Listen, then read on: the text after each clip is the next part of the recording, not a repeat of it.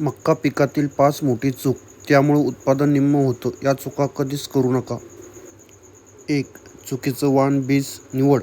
चूक: बाजारातून कोणतेही स्वस्त बीज घेणे किंवा आपल्या भागासाठी योग्य नसलेले वाण लावणे. परिणाम: उगवण कमी होते, कणसाचा आकार लहान राहतो, उत्पादन कमी होते. उपाय: प्रमाणित कंपनीचे बीज घ्या. आपल्या भागात चालणारं वाण निवडा. बीज प्रक्रिया करून पेरणी करा.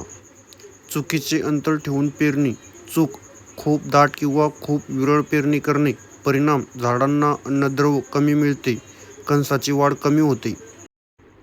योग्य अंतर: ओळ ते ओळ 2 ते 2.5 फूट, झाड ते झाड 8 ते 10 इंच.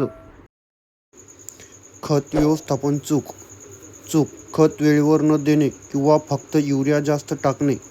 परिणाम: पाने पिवळी पडतात, कणसाचे वजन कमी होते. उपाय: बेसल डोस DAP किंवा 10-26-26. तुरे अवस्थेत 13-0-45 किंवा 0-0-50.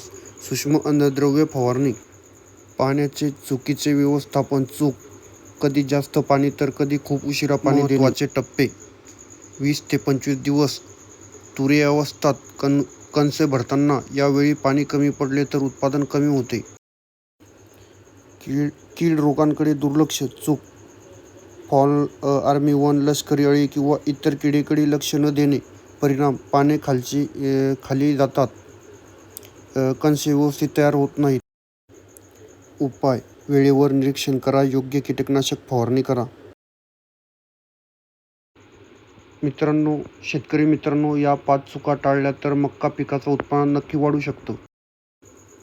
मका पिकातील शेतकरी नकळत काही चुका करतात, त्यामुळे उत्पादन निम्म होतं. या व्हिडिओमध्ये मका पिकाच्या 5 मोठ्या चुका आणि त्यावर उपाय सांगितले आहे. व्हिडिओ आवडला तर समाधान काळे शेतकरी मित्र यूट्यूब चॅनलला नक्की सबस्क्राईब करा आणि बेल आयकॉन दाबायला विसरू नका, जेणेकरून नवनवीन व्हिडिओ तुम्हाला पाहायला मिळेल.